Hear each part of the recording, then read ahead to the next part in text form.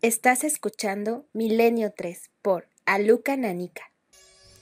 3 y 6 minutos, mítica donde las haya, le estaba diciendo ya Clara Tavoces. Escuchamos Alpha de Vangelis, que tiene 40 años y se convirtió en la música del espacio. Yo tengo un folio en la mano y recuerdo como si fuese hoy, ¿no? El capítulo en que Carl Sagan, con esta música de fondo, iba contando cosas increíbles sobre la física, el misterio de la física, ¿no? Y yo nunca vi a nadie explicar de mejor forma lo que era el átomo, que ya es difícil de explicar, ¿no?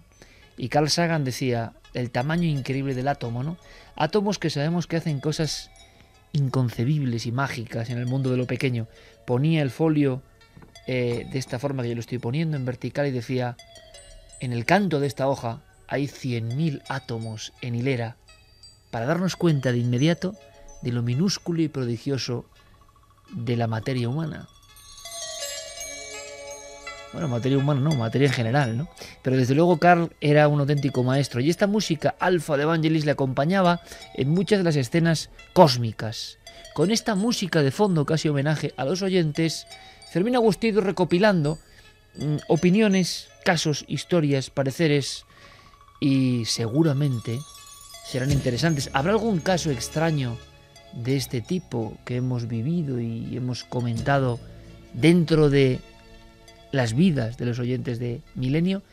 ¿Serán capaces de contarlo? ¿Hay experiencias de parálisis del sueño? Eso seguro. Estamos convencidos de que esa experiencia de sentirse atenazado y una presencia la ha vivido mucha gente, evidentemente. Pero casos más allá, más extraños, más casi, como decía Santi, estrambóticos. Iván Pérez nos escribía diciendo: siempre recuerdo sobre este tema una experiencia que tuve de niño. En mitad de la noche, a los pies de la cama, una sombra totalmente negra, muy alta, con forma humana, perfectamente definida, con su mano extendida, como ofreciéndome algo. Yo incluso me incorporé y hice ademán de coger lo que esa sombra me ofrecía, pero es en ese momento en el cual se volatilizó lentamente. Sé perfectamente que no estaba dormido, y lo recuerdo como si fuese ayer, y hace ya unos 25 años. El caso es que yo no lo recuerdo con miedo, ni tampoco lo sentí en aquel momento, y eso que estas cosas me aterran. Saludos milenarios. Ro Álvarez. Bueno, es curioso lo de la mano, Fermín, ¿no? De la mano como una ofrenda. Ahora vamos a viajar a Argentina, donde ha habido una noticia interesante en torno al tema OVNI, que es que nos apasiona. Había muchos casos donde la figura que se aparecía relativa al OVNI, o tenía que ver, singular, ¿no? Mostraba las palmas de las manos. Sabéis que hay muchos casos tremendos. Yo tengo en Argentina, investigué uno de estos casos en el Cerro Uritorco, y mostraba la figura como humana, junto a una especie de esfera. Imaginaos 3 pescadores petrificados y mostrando las palmas. Una figura que sonreía, por cierto. Claro, sonreía, pero daba un miedo eso, porque una especie de ser humano sonriente, como envuelto en luz, y mostraba las palmas de las manos. En fin, un clásico. Ro Álvarez nos decía: a mí me pasó despertar porque me estaban tocando la barriga. Abrí los ojos y no me podía mover, pero notaba que seguían tocándome. Había 2 seres blancos difuminados. Me miraron. Los tocamientos cesaron y se disiparon en forma hacia la ventana, desapareciendo por completo. Yo no me creo que fuera parálisis del sueño. Yo estoy absolutamente convencida de que desperté a causa de sentir que me tocaban. Han pasado más de 4 años y aún me aterra. Bueno, esto también es curioso, Clara, ¿no? La duda entre parálisis del sueño, no como si parálisis del sueño fuese algo que le quita sentido, ¿no? Ni mucho menos. Es otro misterio diferente, bien analizado médicamente, pero lo que está claro es que el terror, lo que genera esto es un terror que se prolonga con el tiempo, ¿no? Pocas experiencias tan marcantes para la persona que la sufre dentro del misterio. Sí, porque además es el lugar donde se supone que debemos estar más protegidos no solamente del mundo, sino de nuestra propia casa, que es la cama. Ana María Tirado Burgos decía: buenas noches milenarios, yo no tuve arañazos, pero alguien estaba sentado al borde de mi cama y estaba despierta. Mi inmovilidad era total y ese ser estaba observándome todo el rato que duró, que para mí fue eterno y no se lo deseo a nadie. O sea, un montón de casos otra vez, Fermín, de personas que han vivido experiencias. Yo no pensaba, sigue habiendo muchos casos. Muchos casos. muchos casos Cuéntame más. de gente. Por ejemplo, María nos decía, hola amigos, soy María y mi hijo y yo sufrimos en el verano del 2003 una visita de dormitorio. En ningún momento he pensado que fueran extraterrestres ni fantasmas, en realidad no tengo idea de lo que es. Solo sé que sufrimos pérdida de visión, cicatrices en los ojos. A veces no te das cuenta al momento, no me ha obsesionado, pero tengo curiosidad por saber qué pasó en realidad y por qué hacen esto. Bueno, a ver si podemos desde luego trazar contacto. Javi ya está dispuesto, Clara también, por supuesto, todo el equipo. Algunos casos que está ocurriendo, Santi, lo que decíamos. Cuando tú pones en la palestra poderosa, evidentemente, de este micrófono de la cadena SER un tema, de inmediato hay un efecto llamado y un efecto respuesta. Muchas personas se sienten aliviadas diciendo, esto puedo contarlo porque están hablando justo de algo que está ahí, con lo que yo vi. Y qué interesante cuando son casos de visión múltiple de dos personas. Claro, el niño y la madre. Claro, ya no es tan fácil que se trate de una simple sí, imaginación. Te dirían folía de locura o alucinación compartida. Pues no es tan interesante como un extraterrestre, ¿no? Hay gente que también lo puede confundir con sueños. Por ejemplo, Jonathan Muñiz decía, hola milenarios, os cuento una experiencia que viví de pequeño. No sé si fue un sueño o algo extraño, pero tengo ese recuerdo guardado en la mente. Tenía unos 5 o 6 años y recuerdo que tenía miedo a dormir por las noches por si venía algo a por mí, y me tapaba con las mantas hasta la cabeza. Quizá vez influida por este sueño, desde pequeño me gustaban estos temas y mi mente creaba su propia película. Tengo el recuerdo o la asociación de que alguien me sacaba de la cama, me llevaba por el cuello y yo trataba de gritar para que me oyeran mis padres, pero no me salía la voz. Me agarraba al marco de la puerta, pero ese alguien o algo tiraba con fuerza de mí y me llevaba. Pero la memoria se pierde en ese momento y me despertaba en la cama de mis padres sin saber cómo había llegado ahí.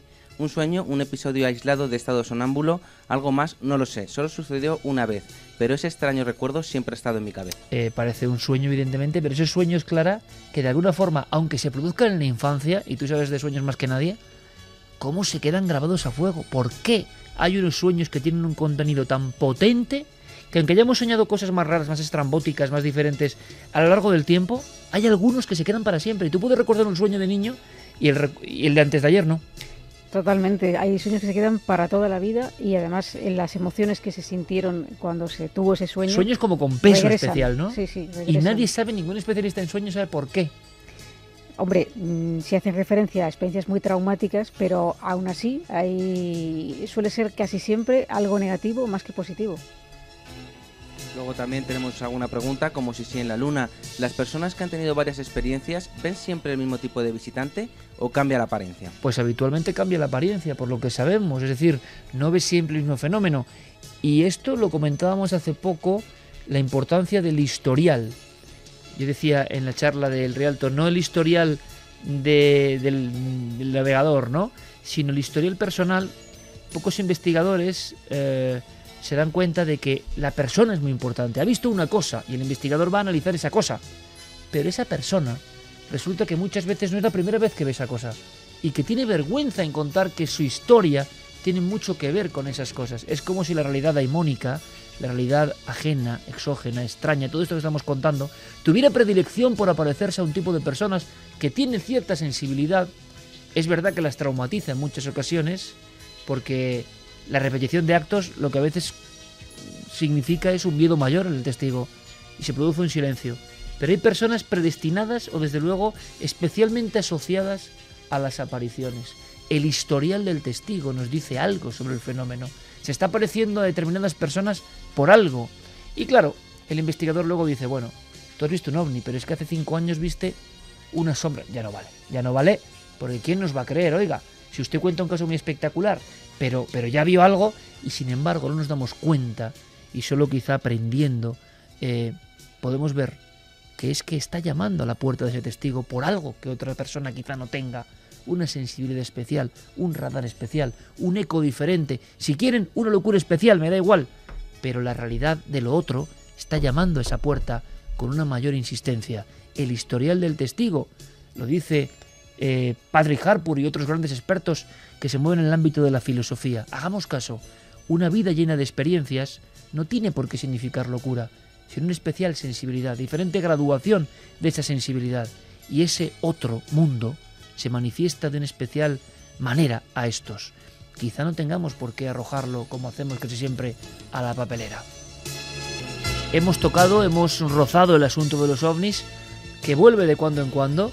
La verdad es que la cantidad de filmaciones, de presencias, incluso casos multitudinarios se han incrementado en los últimos años, es cierto, pero ocurre con Argentina, muy interesante. Recordáis, muchos amigos de Milenio 3, que en España hubo una convulsionada desclasificación. Y digo convulsionada porque fue como agitarla, ¿no? Porque realmente hubo una polémica enorme, se guardaban archivos, los militares contaban la verdad, eran honestos, no contaban toda la verdad, ahí no nos metemos, hubo un sinfín de opiniones diferentes. Es cierto que investigando los casos nos dábamos cuenta de que fallaban muchas cosas, que las explicaciones eran a veces burdas, hay que decirlo, estrambóticas, era más difícil la teoría que se intentaba explicar que pensar que era un ovni, ¿no? Y sin embargo había casos, como todos sabéis ya, donde el sello era ovni. En Argentina, es curioso, ha empezado un proceso de desclasificación. Y lo que es interesante es que en Argentina los militares, en un gesto sin precedentes, han contratado, entre comillas, o han podido colaborar, vamos a decirlo así, con personal civil, con investigadores, para que les ayuden a descifrar el entuerto, para que puedan aportar casos y cosas. Fernando Silva Hildebrand, nuestro compañero corresponsal en Argentina, tiene toda la información, porque están apareciendo papeles sobre casos muy importantes. Por ejemplo, hubo una alarma brutal en los 90 en una serie de aeropuertos del sur de Argentina, el llamado caso Bariloche, una especie de caso Manises, pero en Argentina. Yo recuerdo que comenté ese caso entonces para la revista Enigmas, hace ya décadas, sí, décadas realmente, y fue impresionante, estaba ocurriendo. Pero, ojo a esto, han desaparecido archivos. La polémica en Argentina es que había archivos concretos de casos muy potentes de tema ovni con intervención militar y nadie sabe dónde están. Fernando Silva Hildebrand desde Argentina nos hace su crónica. La desclasificación ovni, amigos de Milenio 3, está tomando un vuelo interesante, poco a poco, paso a paso, sin prisa, pero con seguridad. Lo que me gustaría destacar en esta comunicación es el avance que se está logrando en la recuperación de algunos casos en el sur de nuestro país y también en la provincia de Mendoza, y por supuesto la reconstrucción y la recuperación de los archivos, de algunos de los archivos del famoso caso Bariloche, donde el comandante Jorge Polanco es el protagonista, pero también sucedió que se cortó el suministro eléctrico en toda la ciudad de Bariloche mientras este objeto volador no identificado se acercaba a un avión de Aerolíneas Argentinas. Además de esto, bueno, esto es justamente el trabajo, fruto del trabajo de grupos de personas que piden por un lado la desclasificación y que por el otro lado trabajan con la comisión oficial de la Fuerza Aérea que intenta encontrar respuestas. Entonces, a partir de eso, reconocen que existen objetos voladores no identificados sobre los cielos argentinos y que tienen que llegar a una conclusión y a una respuesta.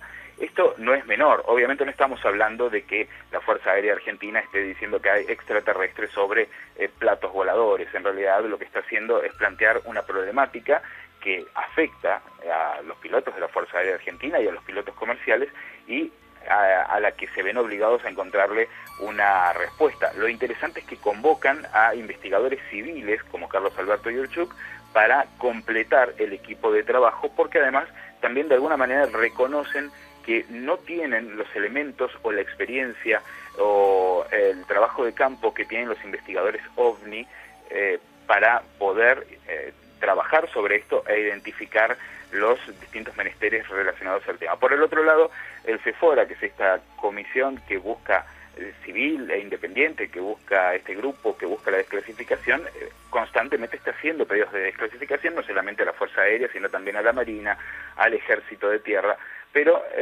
sí es verdad que se le ha abierto por parte de la Fuerza Aérea Argentina, se le han abierto las puertas como para que puedan entrar y revolver y buscar los archivos dentro de las instalaciones militares, que esto me parece algo importante y súper destacable porque demuestra la buena voluntad con respecto a la desclasificación. Claro, el problema, y con esto vamos a ir cerrando, es que los archivos no están en los lugares donde deberían estar estos archivos, donde los casos deberían estar guardados y almacenados, han desaparecido.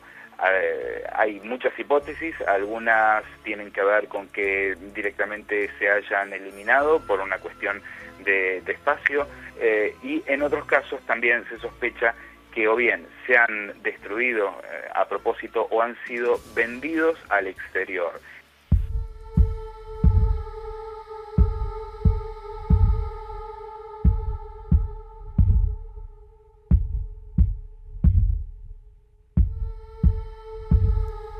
Archivos desaparecidos sobre ovnis y militares en Argentina. Seguiremos la noticia porque desde luego, bueno, es otra cara, otro clásico, ¿no? Uno va al archivo y no está. Y las explicaciones son diversas, pero no está donde tenía que estar. Curiosamente, en los carpetones donde se analizaba determinada observación importante. Bueno, ¿esto es conspiración o es puro arreglo de espacio? ¿Qué opináis? También es curioso que arreglamos el espacio, quedan otras cosas inservibles, burocráticas, y precisamente el caso que saben que va a llamar la atención sobre un incidente ovni, ese no está. Lo que sí está es esta historia que nos trae Clara y que ya nos prometía que era bastante intrigante, una de las últimas historias de la temporada de su archivo, y que tiene que ver con la ciudad de Lima, que también conocemos y tanto queremos, pero tan especial para el asunto de los encuentros con lo extraordinario. Esta noche, es verdad, el programa en general tiene mucho de sobrenatural, de extraño, de estrambótico y de tenebroso, pero así toca. Vamos a Lima, la ciudad, le contaba yo a Clara, de la garúa, de esa niebla perenne, esa especie de boina de niebla que le da a Lima, bueno, pues un aspecto peculiar, ¿no? Sí, y vamos a viajar a enero de 1974. El protagonista de este caso, el que nos lo cuenta, es Félix, que en ese momento tenía 9 años. Félix viene de una familia que está compuesta por un padre, una madre y 4 hermanas, tiene Félix y él. Y como decimos, en esa fecha, bueno, pues los padres deciden mudarse y compran una casa en un barrio de clase media alta llamado Santa Cruz, en Miraflores. Y bueno, son casas que están construidas en torno a la década de 1950-1960, es decir, que tampoco son muy antiguas. Anteriormente lo que había sobre esos terrenos eran haciendas. Y bueno, la mujer que vendía la casa era de Panamá, pero estaba casada con un peruano de clase muy acomodada, pero lamentablemente se habían visto abocados a vender todo lo que tenían. Lo habían perdido absolutamente todo, habían tenido muy mala suerte.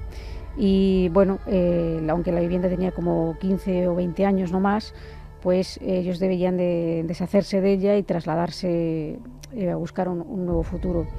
De hecho, Félix recuerda el momento en el que 2 de las hijas de ese matrimonio rompían a llorar y antes de irse pues intentaban como despedirse de la casa, tocando, acariciando las paredes. Él era un niño, pero pudo entender también que ellas estuvieran mal, ¿no?, por esa situación. ¿Sabes? Se fijó en que las niñas tocaban las paredes como quien se despide de una vieja amiga, ¿no?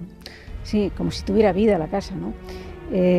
Bueno, se mudan en enero, en ese momento allí es verano, y me decía Félix que el verano en Lima es muy bonito, que el clima es muy suave, la casa además estaba situada muy cerca del mar y se mezclaba el olor con el jazmín y que, bueno, pues aquellos días fueron bastante bien sin ningún tipo de incidente. Pero poco a poco el invierno se apodera de la ciudad y de la casa. Y con ello llega esa especie de neblina de la que se habla. La garúa. La garúa, que se extiende y bueno, pues aquello parece como si cuando el clima cambia, también cambia la situación de la casa. Las hermanas de Félix empiezan a quejarse de que oyen ruidos en la casa, oyen unos ruidos que no saben de dónde proceden. Ellas eran adolescentes en ese momento, tendrían unos 15, 16 años, y su hermana mayor decía que por las noches se escuchaba la voz de un hombre por fuera de la ventana de la casa que le susurraba cosas que en principio no podía entender muy bien qué es lo que quería decirle. Sus padres no les hacían caso, pensaban que eran imaginaciones o ensoñaciones. Y bueno, las quejas fueron aumentando paulatinamente hasta que la madre, que bueno, ellos son católicos, deciden acudir a un sacerdote y pedirle que acuda a la casa, un sacerdote de la parroquia de la Asunción, que acuda a la casa para que les haga una bendición general de la casa, Era un sacerdote español, además, y Félix recuerda aquella ceremonia como una cosa muy sencilla. Llegó una tarde y era un hombre muy educado, de unos 30 años, se colocó delante de un cuadro que tenían de Sagrado Corazón, al que la madre tenía mucha devoción, y bueno, realizó esa pequeña ceremonia y ellos se quedaron convencidos de que el problema había quedado resuelto. Sin embargo, no fue así. Lejos de producir el efecto balsámico que producen muchas veces este tipo de rituales, las hermanas seguían quejándose. Félix no oía esos susurros, esa voz de hombre que hablaba con las hermanas, pero sí que podía escuchar en el silencio de la noche una especie de ruido que él califica como mecánico, porque dice que era constante, no muy fuerte, como si alguien martilleara la pared, diera martillos de manera prolongada durante toda la noche, sin parar y con una cadencia y un ritmo interesante, siempre el mismo. Una de las hermanas de Félix llegó a entender a esa voz de ese hombre, llegó a entender lo que le decía, y decía algo que ella no entendía, en el sentido de que no comprendía por qué le estaba diciendo esto, ¿no? Pero lo que decía era: tú lo que quieres es quitarme mi dinero. Sin embargo, con el tiempo ya no solamente empezaron a oír esas voces, esos martilleos, sino que las hermanas empezaron a tener sensaciones ya demasiado desagradables. Y luego mis dos hermanas mayores comenzaron a decir que sentían el peso de un hombre, porque era un peso grande, fuerte, y como que quería abusar sexualmente de ellas. Y lo extraño es que lo que recuerdo de esa anécdota es que lo contaron un día que estaban de visita la hermana de mi padre con su esposo, mis tíos, que eran tremendamente cercanos a nosotros, y fue la carcajada. O sea, lo tomaron como una comedia. Yo me quedaría, ahora como adulto, me quedaría espantado si una hija mía la llevó al psiquiatra para que, oye, ¿qué te pasa, no? Que estás soñando o que estás experimentando una cosa así. Ellos lo tomaron como una broma. 1974, ¿no? Eran otros tiempos, evidentemente. Eran otros tiempos, y es curioso porque venimos hablando de este tipo de visitas, ¿no? Podría encajarse en un caso de ese estilo si no fuera por el hecho de que eran dos personas las que tenían esta sensación, dormían en habitaciones diferentes y percibían lo mismo. Casi escuchamos, claro, nos pone Noel el martillear constante de esta casa de Lima, ¿eh? Sí. Bueno, pues como decimos, los padres no las creyeron. Luego la madre empezó a tener dudas. Tal fue así que llegó a consultar a una vidente para ver si en la casa había algo, y ya se acrecentó esas dudas y ese temor cuando la abuela de estos niños que pasaba mucho tiempo con ellos en la casa, le dijo que realmente sus nietas no mentían, que también ella había podido sentir una presencia negativa y maligna en la casa, y entonces fue cuando empezaron a tomarse todo un poco más en serio. Para entonces ya Félix tendría unos 10 u 11 años, y bueno, él tuvo su propia anécdota, ¿no? Tenía una imagen pequeña de la Virgen que había recogido de casa de sus abuelos y la tenía colocada en su habitación, y ahí estaba en su habitación. Una tarde-noche estaba yo solo en mi habitación, no sé qué estaría haciendo, y en eso se abrió la ventana, el viento la abrió. Yo no lo tomé como nada extraño, porque no hay nada extraño en que el viento abra una ventana, y la cortina empujó la imagen de esta Virgen, la tiró al suelo y se partió en 1000 pedazos. En ese instante, lo recuerdo como si hubiera sido ayer, se oyó por toda la casa, pero en ese momento yo no sabía que se había oído en toda la casa, yo lo oí en toda mi habitación, una carcajada de hombre, ja, ja, ja, ja, ja, ja, ja. Bajé corriendo las escaleras, fui a la cocina y ahí estaban unas cuantas de mis hermanas con una prima de mi madre, y ellas la habían oído y estaban aterrorizadas porque y dijo, ¿y quién se ríe aquí dentro de la casa si aquí no hay ningún hombre adulto dentro de la casa? Otra noche la hermana mayor de Félix estaba tocando el piano en el salón, y de repente oyó como si dos jarrones pequeños que tenían de bronce empezaran a entrechocar entre sí, pues como si hubiera una especie de temblor. Claro, no había ningún temblor en ese momento, ¿no? Entonces ella salió corriendo y fue a buscar al padre para que lo viera con sus propios ojos, ¿no? Porque como decimos, el padre era el que realmente le costaba creer más que todo aquello tenía unos tintes que no fueran algo dentro de lo normal.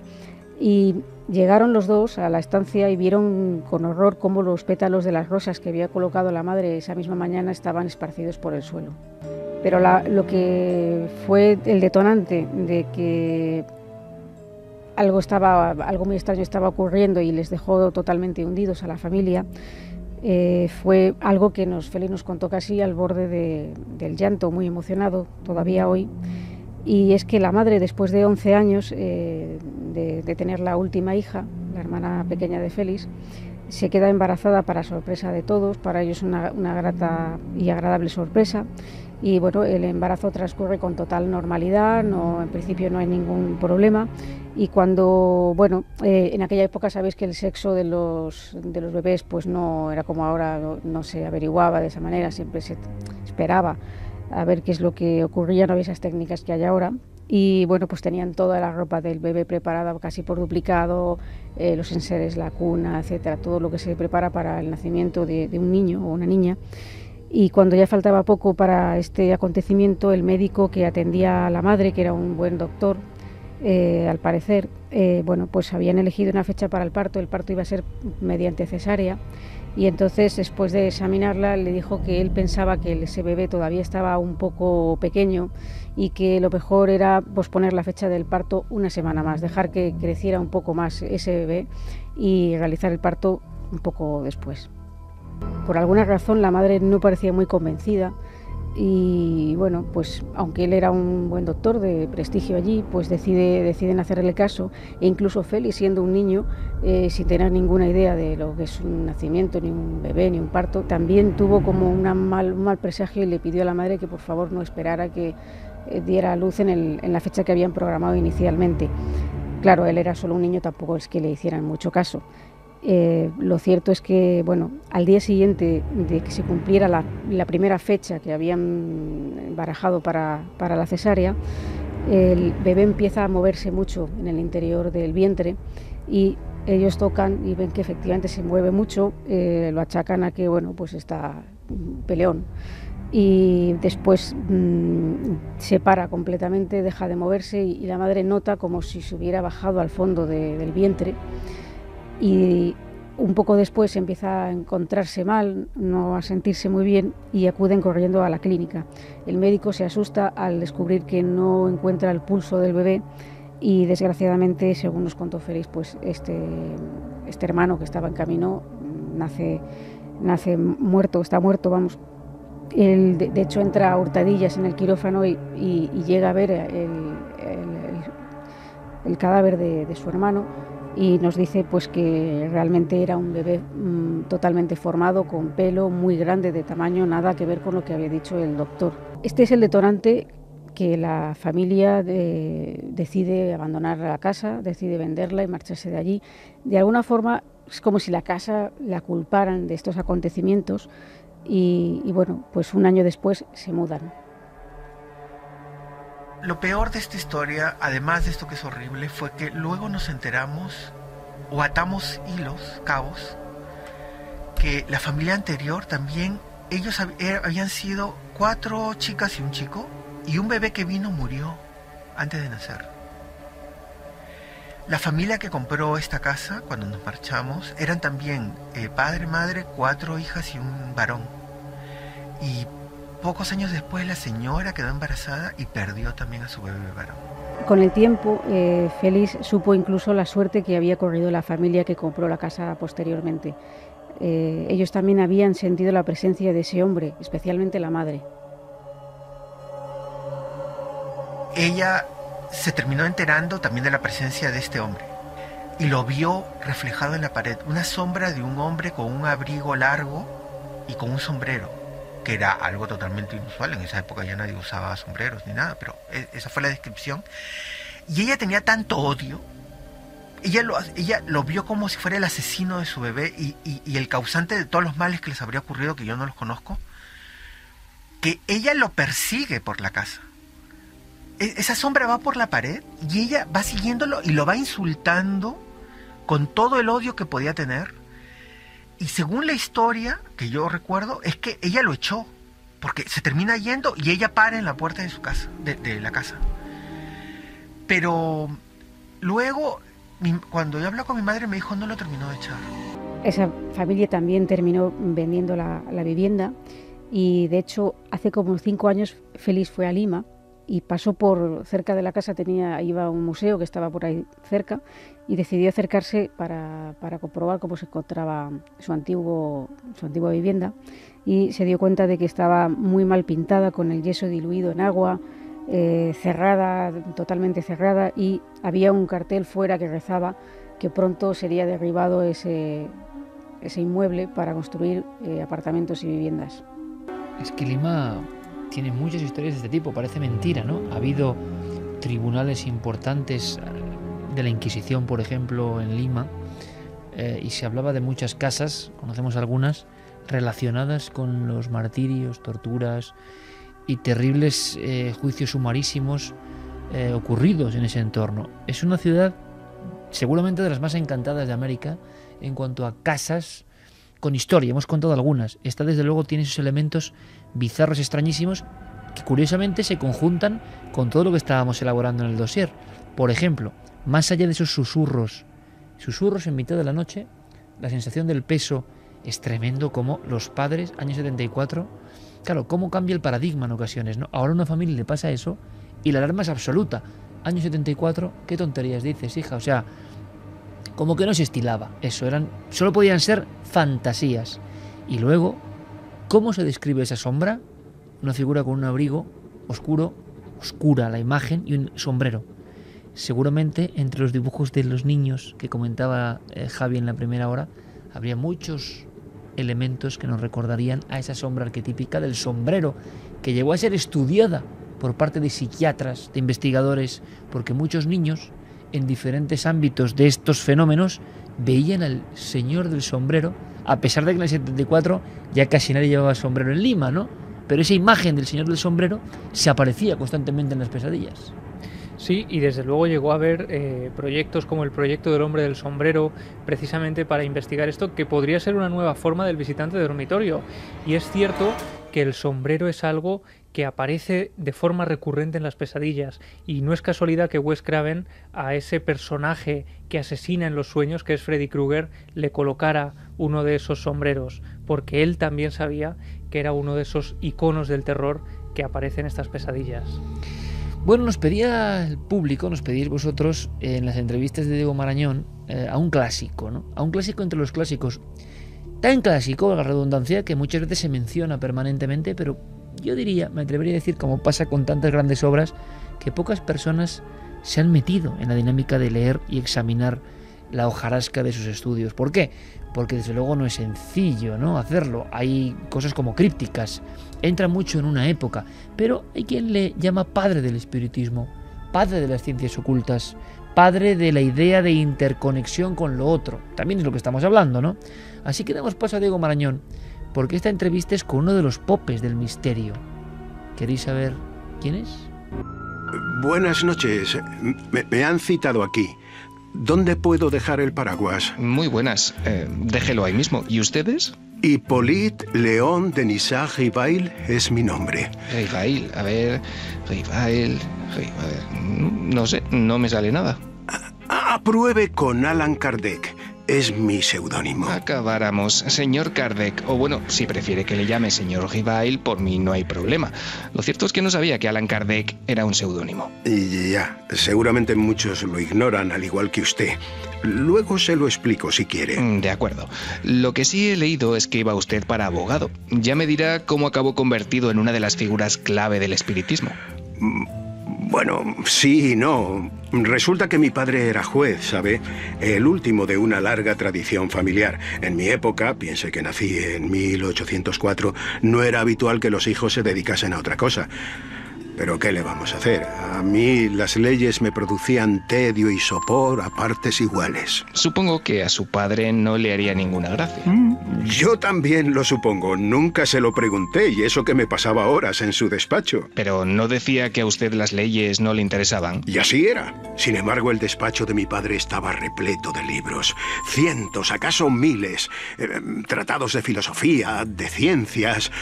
Oro puro para un adolescente curioso. Ajá. Bueno, vayamos un poco más adelante. Estudió medicina en Suiza y fue alumno del profesor Pestalozzi. Johann Heinrich Pestalozzi. Un gran pensador. El primer pedagogo moderno, al menos tal y como ustedes lo entienden. Debido a su influencia, traté de reformar los sistemas educativos de Francia y Alemania.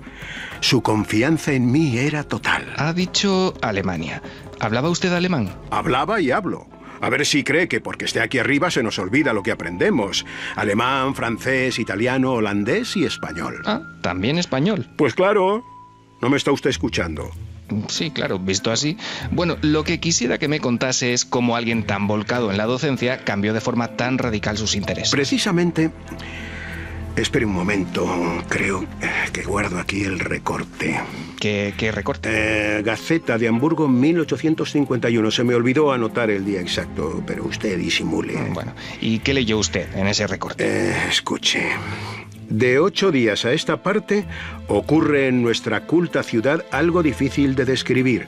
La atención de todos sus moradores está absorbida completamente por una maravilla en la que no se pensaba ni mucho ni poco antes de que llegase el vapor de Nueva York, Washington. El nuevo fenómeno es una importación americana. Imagino que el periódico ese se refería al espiritismo. Al espiritismo en general y a las mesas parlantes en particular. Todo un acontecimiento. ¿Participó usted de todo aquello? Sí. A la primera reunión me invitó mi amigo Fortier. Allí entré en contacto con gente experta y versada en estas cuestiones. Y entonces apareció Z. Z, como los rayos. Sí, y como la letra, que mire usted que le gusta complicarse. Z era un espíritu. Un ente que se puso en contacto con nosotros a través de una de aquellas mesas. Me dijo que una vez habíamos sido buenos amigos cuando los druidas habitaban las verdes tierras de Gales. Y me reveló algo más. Que mi verdadero nombre no era Givail, sino Allan Kardec. Entiendo. Comprenderá que desde entonces mi interés en divulgar la doctrina espiritista aumentó de forma exponencial. Fue una misión que se me encomendó desde este lado en el que ahora nos encontramos. Cuando llegué aquí, tuve tiempo para hacer números y calculo que debí recorrer unos 4 millones de kilómetros dando conferencias. 4 millones de kilómetros, tremendo. Oiga, ¿y usted cómo define el espiritismo exactamente? A ver cómo se lo explico. El espiritismo es a la vez una ciencia de observación y una doctrina filosófica. Como ciencia práctica, consiste en relaciones que pueden establecerse con los espíritus. Como doctrina filosófica, comprende todas las consecuencias morales que se desprenden de semejantes relaciones. Podríamos resumirlo diciendo que el espiritismo es la ciencia que... Perdone que le interrumpa, pero es que le van a llover las críticas con eso que dice de que el espiritismo es una ciencia. Bueno, pues cámbielo por disciplina.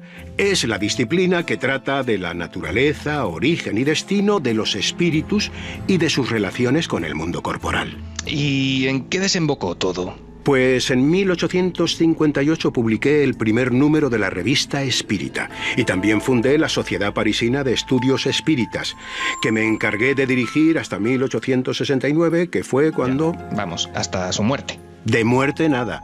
Aquí donde me ve, no estoy muerto, sino desencarnado. No, sí, mal color no tiene. ¿Y usted cree que cuando me llegue la hora... Hombre, usted verá, pero ya son ganas de morirse pudiendo desencarnarse uno, ¿no? ¿Dónde va a parar? 3:46. Genial, Diego Marañón y José María del Río, como siempre lo decimos, y también con Ángeles Afuera, dos clásicos de la voz en la radio española, con los que disfrutamos, ¿no? En esta especie de entuertos filosófico-dialogantes, donde desde luego nuestro amigo muestra su mejor versión. Esta especie de espadachinaje dialéctico con Allan Kardec, ni más ni menos que, como decía, es un nombre. Hay muchos nombres clásicos, ¿no?, que llegan, que vuelven, que son atemporales. Empezábamos Milenio 3 en un lejanísimo 2002, se dice pronto. Ya entonces llegaban cartas y algunos primitivos mails hablando de tenéis que hablar de Allan Kardec. Pero yo iría un poco más allá. Hemos conocido la historia del padre del espiritismo moderno, el que le da sustancia, libros, categoría a un fenómeno tan en entredicho como el espiritismo. Y Santi tiene buenas relaciones todavía, no sé vosotros, pero yo no tengo muchas, la verdad, pero vosotros creo que sí, sobre todo Santi, con los herederos de Allan Kardec. Yo no sé cómo es la situación de el espiritismo hoy, que desde luego no casa aparentemente con un mundo hipermaterial, ¿no? Pero sigue habiendo asociaciones espíritas en España. Sí, muy activas. Herederas, muy activas, dices. Muy activas, no muy nutridas en miembros, pero evidentemente no tanto como en el siglo XIX o principios del XX, cuando era un auténtico furor. Fue la efervescencia, ¿no? Efectivamente, pero siguen teniendo sus reuniones, siguen celebrando conferencias, todo tipo de actos culturales y obviamente intentan mantener vivo el espíritu de Allan Kardec. El problema es que, como en tantas otras cosas, digámoslo así, el mundo del espiritismo ahora mismo vive una especie de guerra civil, digámoslo así. ¿Ah, sí? Sí, hay dos tendencias Vaya. muy marcadas. En Europa, evidentemente, pues como te decía, el ímpetu de esta corriente ha bajado muchísimo, pero donde está muy viva, tremendamente viva, es en toda Latinoamérica, y nuestros oyentes de allí, pues muchos de ellos lo sabrán perfectamente. Y sobre todo allí, pero aquí también, ¿no? Obviamente también pues hemos experimentado pues mucha gente que se ha venido a vivir a España de esos países, han traído sus concepciones no solo culturales, sino incluso filosóficas, y esa pequeña guerra civil también se ha trasladado en parte a nuestro país. ¿En qué consiste? Las asociaciones espíritas, especialmente las europeas, pero también por ejemplo las argentinas, como te digo, intentan mantener esa corriente filosófica, cultural, científica. Voy adivinando por dónde va, sí. Claro, científica. Te iba a preguntar por eso, o pseudocientífica, como dirían algunos, que mantenía Kardec. Como solemne, ¿no? Exactamente. Y eso, por ejemplo, en el caso latinoamericano se ve mucho en Argentina. El espiritismo argentino es, en ese sentido, muy ortodoxo. Luego estaría lo que llamaríamos la corriente brasileña, que tendría su como en el fútbol, más espectacular, sí, ¿no? Tendría su máximo exponente en un personaje que fue clave en la historia del espiritismo de allí, que se llamaba Chico Javier. Y que tiene una connotación mucho más religiosa. O sea, aquí estaríamos ya hablando casi, pues como en el caso de Joseph Smith, casi de la fundación de una nueva religión basada en el espiritismo, en el sincretismo también, con otras creencias locales, en ceremonias efectivamente muy vistosas. Eso es lo que iba, Santi, porque a mí me da la impresión, y que no se molesten, pero cuando uno acude ahora a los espiritistas, casi parece que reniegan del fenómeno espiritismo, es decir, hablan de filosofía, hablan de entes, pero les gusta poco hacer el espiritismo, es decir, demostrar delante de los demás que existían las llamadas mesas parlantes, que existe el llamado tablero de la Ouija o que existen las invocaciones. Sesiones se hacen. Se hacen sesiones, pero son como muy reacios, ¿no? Han perdido, digamos, no sé cómo explicarlo, como que no les gusta mucho mostrar una parte importante, y esos otros grupos espíritas latinoamericanos están constantemente ejerciendo lo que es la conexión, que es lo que a los medios o a la gente pues nos gusta por lo espectacular. Ellos quieren como preservar más las formas, y yo no sé si rehuyen un poco, ¿no?, de las sesiones. Al menos de la publicidad, es decir, de hacerlas muy abiertas a los medios de comunicación o a los, digámoslo así, a los que no son miembros de la asociación o al público directo. En eso sí son muy discretos, o sea, no lo llevan como un secreto, pero es una cosa suya. El que quiera, pues que se apunte, que pague sus cuotas como en cualquier otra asociación y tendrá acceso a las actividades. ¿Se sigue haciendo espiritismo en Madrid, por tanto? Sí, claro. Sí, hay una asociación espírita en la calle de la Bolsa, además, que son gente muy activa. A mí me sorprendió enormemente cuando hace unos meses estuve allí y vi que era un pequeño piso, un piso antiguo además, con sus espíritus también rondando por allí. Muy le iba, ¿no? Claro. Y lo cierto es que la casa estaba llena de gente pues que iban a hacer todo tipo de terapias espirituales, y también hacían congresos, charlas, exposiciones, y desde luego eran gente pues muy abierta al diálogo, gente que desde luego estaba dispuesta también a intentar zanjar ciertas polémicas, ¿no? Pero ellos me decían que efectivamente ellos seguían haciendo espiritismo, analizando fotografías, ayudando a la gente que quisiera acudir a esa asociación, pues con diferentes tipos de planteamientos. Pues yo tuve la sensación de que renegaban, es como cuando hablas con algunos sacerdotes Es y el no ejemplo creen en el exacto. demonio, Es ¿no? bueno, el ejemplo exacto. o que te no iba a quieren decir, hablar de ello y dices, pues es dogma de tu fe, ¿no? Es Bueno, decir, o de la... es no un sé. poco como el exorcismo, ¿no? Que es algo que se practica, Espinoso, que se hace, sí, sí. pero de puertas para adentro, ¿no? Eso Pues es. Esa es la Dices, sensación. si tú tienes una fe que implica eso, yo me acuerdo de Gabriel Lamort que criticaba, ¿no? El exorcista del Vaticano, dice, los sacerdotes ya no creen en el diablo, en la figura, y por eso pasa lo que pasa, lo decía él. Pues los espiritistas me dio la impresión, por lo que yo conocí, que tenían como en un desván todo eso de las sesiones espíritas, porque yo no sé si se ha arrojado demasiado elemento cinematográfico y demasiada mala fama, y desde luego no lo comparten mucho, ¿no? Bueno, Sería que muy interesante. Son gente muy abierta, ¿eh? Sí, Juan Miguel sí. Fernández y gente de la Asociación Espírita de Madrid Y muy sí amables. que son Sí, muy amables y desde luego que te explican todo, pues para que tú entiendas que eso es algo relativamente normal. Pues era como para filmar una sesión espiritista Sería con interesante. todo el rigor en el siglo XXI. Se aguanta, ¿no? Es decir, la criba o el análisis de los días de hoy, una sesión espírita que le imaginamos, yo no sé si habrá variado mucho, en esto no soy experto, casi como en la época de las hermanas Fox, ¿no? Una Sí. gente invocando delante de una mesa. Y de hecho, también ese pudor, llamando, es que se lo toman muy en serio, Ya. evidentemente. Es decir, cualquier atisbo de frivolidad, pues evidentemente no lo ven con muy buenos ojos. Son personas, como muy bien ha dicho Javi, muy abiertas. Y desde luego no creo que renieguen de ello, sencillamente es que algo que a lo mejor entienden perfectamente que buena parte de la sociedad pues no tiene por qué ni entender ni compartir, pues prefieren quedárselo para ellos. Pero desde luego yo que, pues como Javi, alguna vez he ido a dar alguna conferencia allí y a colaborar con ellos en alguna actividad, la primera vez pues vas un poco así, decir, bueno, ¿qué será esto? ¿Será una secta? ¿Será tal? Y te puedo asegurar que son personas absolutamente normales, que tienen sus creencias y no tienen el menor afán de ¿Y proselitismo. tú viste sesión espírita o no? No, yo no he visto nunca una en directo.